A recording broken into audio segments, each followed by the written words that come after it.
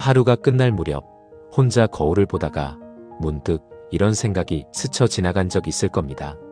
언제부터 내 표정이 이렇게 굳어 있었을까? 나는 언제부터 이렇게 살아온 걸까? 나이를 먹는 것은 단순히 주름이 늘어나는 것이 아닙니다.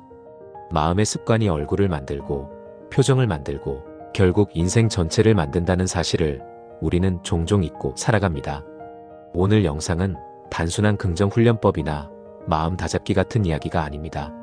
오늘은 나라는 존재가 어떻게 습관에 갇혀 만들어지는지, 그리고 어떻게 그 습관을 깨뜨리고 완전히 새로운 나로 다시 태어날 수 있는지에 대한 과학적, 철학적, 실천적 이야기입니다.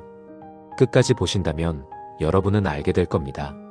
내가 지금 경험하는 현실은 우연이 아니라 내가 매일 되풀이한 생각과 감정이 빚어낸 결과라는 것을, 그리고 동시에 그 습관을 깨뜨릴 수 있는 방법이 분명히 존재한다는 것을요. 조 디스펜자의 메시지. 오늘의 이야기는 조 디스펜자의 책 브레이킹, 당신이라는 습관을 깨라에서 가져왔습니다. 조 디스펜자는 단순히 뇌를 연구하는 의사나 신경과학자가 아닙니다. 그는 과학적 연구와 명상, 실제 임상 사례를 통해 사람은 정말 변할 수 있는가?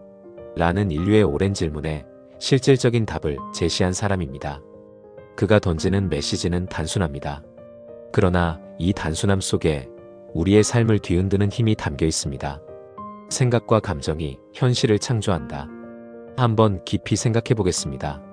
우리가 아침에 눈을 떴을 때 떠오르는 첫 번째 생각은 대개 어제와 같습니다. 어제의 일, 어제의 근심, 어제의 습관. 그 생각은 뇌 속 신경회로를 자극하고 그 회로는 곧 특정한 감정을 불러옵니다. 오늘도 똑같이 힘들겠지. 또 어제처럼 짜증날 일이 생기겠지. 그 감정은 다시 뇌를 강화시켜 똑같은 회로를 반복해서 사용하게 만듭니다. 이렇게 생각이 감정을 만들고 감정이 다시 생각을 강화하는 악순환이 시작됩니다. 하루, 이틀, 한 달, 10년. 그렇게 시간이 흐르면 그 패턴은 단순한 기분이 아니라 내 성격이 되어버립니다. 그리고 그 성격은 결국 내 인생을 결정짓는 운명으로 굳어져 버립니다. 철학자 아리스토텔레스는 이렇게 말했습니다. 우리는 반복하는 행위의 총합이다. 그러므로 탁월함은 행동이 아니라 습관이다. 조 디스펜자의 메시지는 이 말을 현대 뇌과학의 언어로 풀어낸 것입니다. 생각이 회로를 만들고, 회로가 습관을 만들고, 습관이 성격을 만들며 성격이 곧 운명을 만든다. 여기서 중요한 통찰이 있습니다. 우리가 운명이라고 부르는 것은 사실 외부에서 주어진 숙명이 아닙니다. 그건 우리가 무의식적으로 반복해온 내적 패턴의 산물일 뿐입니다. 즉, 운명은 외부 세계의 힘이 아니라 내가 매일같이 되풀이한 생각과 감정의 결과입니다. 그러니 새로운 운명을 원한다면 우리는 먼저 나 자신이라는 오래된 습관부터 깨뜨려야 합니다. 여기서 또 다른 철학적 질문이 나옵니다. 그렇다면 나는 정말 변할 수 있을까? 조 디스펜자는 단호히 말합니다. 예, 당신은 변할 수 있습니다. 그러나 단순한 의지나 노력만으로는 부족합니다. 당신은 새로운 존재 상태를 창조해야 합니다. 존재 상태란 무엇일까요? 그것은 단순히 새로운 생각을 떠올리는 수준이 아닙니다. 생각과 감정이 일치하는 상태를 말합니다. 예를 들어, 나는 건강해지고 싶다라고 생각하면서 동시에 나는 여전히 아프다라는 감정을 느낀다면 그건 서로 다른 신호를 우주에 보내는 것과 같습니다. 양자장은 그 불일치된 신호에 응답하지 않습니다. 하지만 생각과 감정이 일치하면, 즉 나는 건강하다라는 생각과 이미 건강하다는 감정을 동시에 느끼면 그때 뇌와 몸은 마치 그것이 지금 현실인 것처럼 반응하기 시작합니다. 그리고 그 순간이 새로운 운명의 시작입니다. 결국 디스펜자가 말하는 것은 철학자 스피노자의 언어와도 연결됩니다. 스피노자는 말했습니다. 자유란 필연을 깨닫는 것이다. 우리가 과거의 습관이라는 필연을 깨닫지 못할 때 우리는 그 습관의 노예로 살아갑니다. 그러나 내가 매일 되풀이한 생각이 내 운명을 만들었다는 필연을 깨닫는 순간 비로소 나는 자유롭게 다른 생각과 감정을 선택할 수 있습니다. 그 선택이 바로 새로운 나를 창조하는 출발점입니다. 이 메시지를 마음 깊이 새기셨으면 합니다. 운명은 외부에서 주어진 돌덩이가 아니다. 운명은 내가 매일 갈고 닦은 습관이 굳어져 만든 조각상이다. 그러니 그 조각상을 다시 새길 수도 있다. 관찰자 효과와 새로운 현실. 관찰자 효과라는 말을 들어보신 적 있으신가요? 양자 물리학에서 발견된 아주 특별한 현상입니다.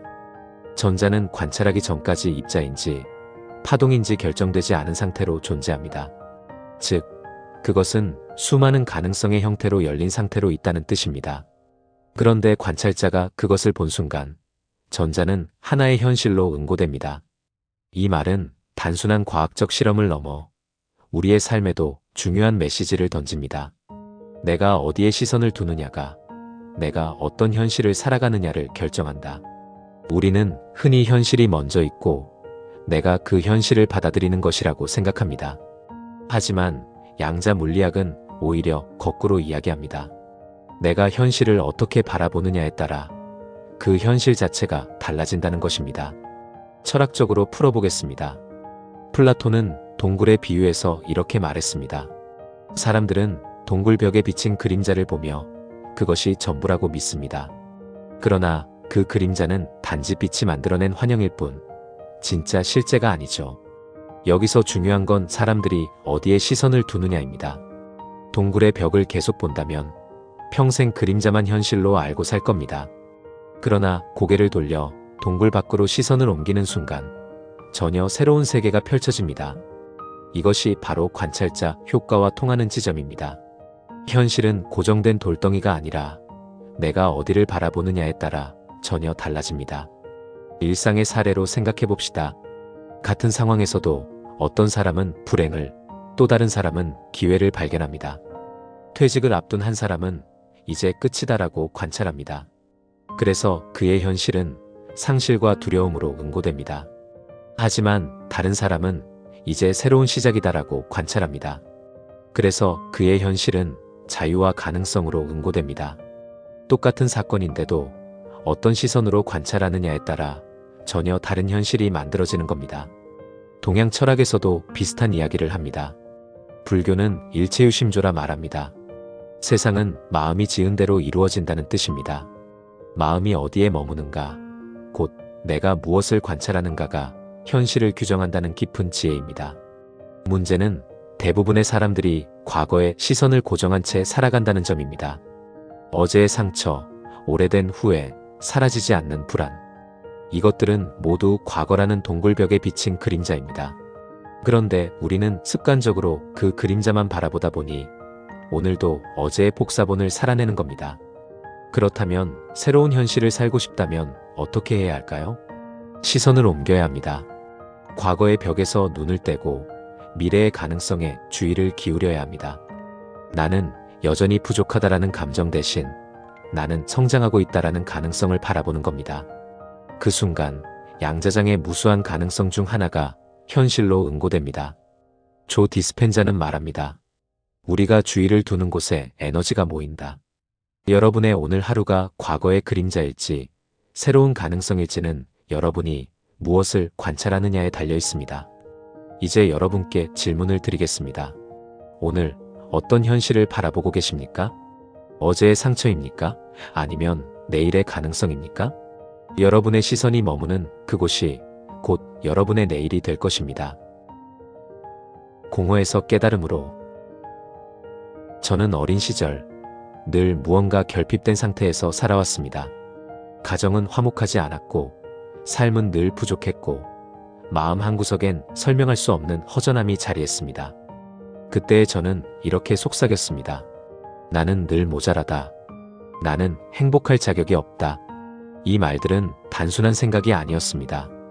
그건 제 몸과 마음에 새겨진 하나의 낡은 언어이자 습관이었습니다. 마치 오래된 낙인이 찍힌 것처럼 그 감정은 제 일상을 규정해버렸습니다. 그러던 어느 날 저는 명상을 시작했습니다. 사실 처음엔 쉽지 않았습니다. 조용히 눈을 감는 것만으로도 낯설었고 오히려 온갖 불안한 생각이 몰려왔습니다. 하지만 시간이 흐르면서 조금씩 달라졌습니다. 저는 내 안의 감정을 한 걸음 떨어져 바라보는 순간을 경험했습니다. 그때 깨달았습니다. 아, 이 감정은 진짜 내가 아니구나. 이건 단지 과거의 화학적 기록일 뿐이구나. 철학자 하이데거는 인간을 던져진 존재라고 말했습니다. 우리는 모두 원하지 않는 환경 속에, 선택하지 않은 운명 속에 던져집니다. 그러나 그는 또 말했습니다. 던져진다는 것은 동시에 새롭게 일어설 가능성이 주어진다는 뜻이다. 저는 이 말을 온몸으로 이해했습니다. 내 과거가 나를 던져놓은 자리에서 나는 여전히 새로운 가능성을 선택할 수 있다는 것을. 그 순간 저는 제 인생을 다른 눈으로 보기 시작했습니다. 나는 결핍된 사람이다라는 낡은 감정 대신 나는 새로운 가능성을 향해 가는 사람이다라는 감정을 선택할 수 있었습니다. 이것은 단순한 자기 위로가 아닙니다. 그건 제가 실제로 다른 사람이 되어가는 과정이었습니다. 생각이 달라지자 감정이 달라졌고, 감정이 달라지자 행동이 달라졌습니다. 그리고 그 행동이 쌓이면서 삶 자체가 달라지기 시작했습니다. 사실 우리는 누구나 공허를 경험합니다. 40대, 50대를 지나며 한창 일에 치이고 가정을 꾸리며 살아오다가 문득 멈춰 섰을 때 내가 지금까지 뭘 위해 이렇게 달려왔는가? 라는 질문이 찾아옵니다. 겉으로는 부족한 게 없어 보여도 마음은 어쩐지 비어있는 듯합니다. 그 공허가 우리를 괴롭히는 이유는 우리가 아직 자신의 내면을 관찰하는 훈련을 하지 않았기 때문입니다. 우리는 늘 외부 세계에서 답을 찾으려 하지만 사실 그 답은 이미 내 안에 숨어 있습니다. 동양 고전 장자에 이런 말이 있습니다. 사람은 모두 자기 안에 보배를 지니고 있으면서 그것을 모르고 바깥에서 구한다. 저 역시 그랬습니다. 행복을 바깥에서 찾으려 했습니다. 환경이 달라지면, 돈이 많아지면, 누군가가 인정해주면 내가 행복해질 거라고 믿었습니다. 그러나 명상 속에서 깨달았습니다. 행복은 언제나 내 바깥이 아니라 내 시선이 머무는 방식에서 시작된다는 것을. 그때 저는 이렇게 다짐했습니다. 나는 더 이상 과거의 감정에 묶여 살지 않겠다. 나는 매 순간 새로운 감정을 선택하겠다. 그 깨달음이 지금의 저를 만들었습니다. 그리고 그것이 바로 제가 인생 디자인 스튜디오를 시작한 이유입니다. 저처럼 어린 시절의 결핍, 삶의 공허, 반복되는 불안을 경험하신 분들이라면 저의 이 고백 속에서 작은 위로와 새로운 희망을 발견하시길 바랍니다. 공허는 결핍이 아니라 가능성의 공간이다. 내가 그것을 관찰하는 순간 공허는 더 이상 두려움이 아니라 새로운 길을 여는 빈자리로 바뀝니다. 실천, 새로운 나를 창조하는 방법. 깨달음은 순간에 오지만 변화는 습관 속에서 다져집니다. 조 디스펜자는 이렇게 말합니다. 지식은 머리에서 시작되지만 변화는 몸이 새로운 방식을 기억할 때 비로소 일어난다. 그렇다면 우리는 어떻게 이 변화를 매일의 삶 속에서 실천할 수 있을까요? 1. 감정을 붙잡지 말고 흘려보내기. 철학자 에픽테토스는 말했습니다. 우리를 괴롭히는 것은 사건이 아니라 그 사건을 바라보는 우리의 생각이다. 감정이 올라올 때 우리는 대개 그 감정과 동일시합니다. 나는 지금 화났다. 나는 불안하다. 그러나 진실은 다릅니다. 내가 화 그 자체가 되는 것이 아니라 화라는 감정이 내 안을 잠시 지나가는 것일 뿐입니다. 실천 방법은 간단합니다. 감정이 올라올 때 나는 화났다라고 말하지 말고 화가 지금 나를 스쳐 지나가고 있다라고 표현해 보세요. 단어 하나만 바꿔도 감정과 나 사이에 거리가 생기고 그 순간 선택할 자유가 생깁니다. 2. 새로운 감정의 언어 만들기. 우리는 늘 나는 부족하다. 나는 늙었다 같은 언어로 자신을 정의합니다. 그 언어가 결국 감정을 만들고 감정이 현실을 만듭니다. 그러니 매일 아침 스스로에게 새로운 언어를 선물하세요. 나는 여전히 성장하는 중이다. 오늘 하루는 나를 새롭게 창조하는 시간이다. 이건 단순한 긍정 문구 암송이 아닙니다. 언어는 뇌의 지도를 바꾸는 힘을 가집니다. 철학자 비트겐슈타인이 말했죠. 내 언어의 한계가 곧 내 세계의 한계다. 새로운 언어를 쓰는 순간 여러분의 세계도 달라지기 시작합니다. 3. 아침에 10분, 시간을 다르게 쓰기. 많은 사람들이 아침에 눈을 뜨자마자 휴대폰을 확인합니다. 그러나 그 순간 우리는 이미 어제의 기억 속으로 끌려가 버립니다. 뉴스, 메시지, 어제의 업무 메일. 그 정보들은 다시 어제의 감정을 불러옵니다. 이 악순환을 끊기 위해 하루의 첫 10분을 온전히 나를 새롭게 창조하는 시간으로 사용해 보세요. 조용히 앉아 오늘의 나를 미리 관찰합니다. 그리고 내가 되고 싶은 모습과 그 감정을 상상합니다. 중요한 건 그 감정을 지금 느끼는 것입니다. 나는 언젠가 행복할 거야가 아니라 나는 지금 이미 행복하다라는 감정을 몸에 새기세요. 그때 뇌는 그것을 현재의 경험으로 착각하며 새로운 회로를 만듭니다. 4.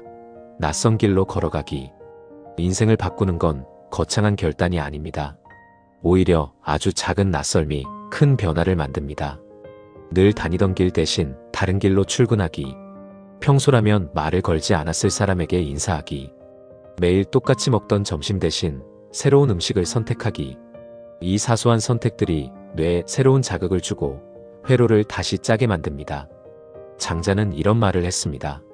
큰 돈은 늘 평범한 가운데 숨어 있다. 작은 차이를 허용할 때 우리는 비로소 나라는 습관의 껍질을 깨뜨릴 수 있습니다. 5. 하루의 마무리. 질문 하나 던지기. 저녁에 잠자리에 들기 전 스스로에게 질문해 보세요. 오늘 나는 과거의 내가 아닌 새로운 나로 산 순간이 있었는가? 비록 단 5분이라도 새로운 시선을 가졌다면 그건 이미 엄청난 성취입니다. 왜냐하면 뇌는 그 작은 예외를 기록하며 내일은 그 시간을 더 확장할 준비를 하기 때문입니다. 궁극적으로 새로운 나를 창조한다는 것은 과거의 기억이 아니라 미래의 가능성에 주의를 두는 것입니다. 불교에서는 이를 현재에 머무는 수행이라고 말합니다. 과거의 그림자에 머물지 않고 미래의 두려움에 끌려가지 않으며 지금 이 순간 내가 선택한 생각과 감정에 집중하는 것. 그 순간 우리는 과거의 나에서 벗어나 미래의 나를 지금 이 자리에서 살아가기 시작합니다. 변화는 결심에서 오는 게 아니라 매일의 작은 실천에서 온다. 오늘 단 하나의 다른 선택이 내일 완전히 다른 당신을 만들어낼 것입니다. 조 디스펜자의 책과 오늘의 영상을 한 줄로 정리하자면 이렇게 말할 수 있겠습니다. 오늘 내가 붙드는 감정이 내일의 나를 만든다. 여러분, 오늘 영상이 마음에 와닿으셨다면 좋아요와 구독, 알림 설정 꼭 부탁드립니다. 그리고 댓글로 여러분의 경험을 나눠주세요. 여러분의 이야기가 또 다른 사람의 삶을 바꾸는 열쇠가 될 수 있습니다. 오늘도 새로운 가능성의 문 앞에서 여러분의 용기를 응원합니다. 감사합니다. 지금까지 인생디자인 스튜디오였습니다.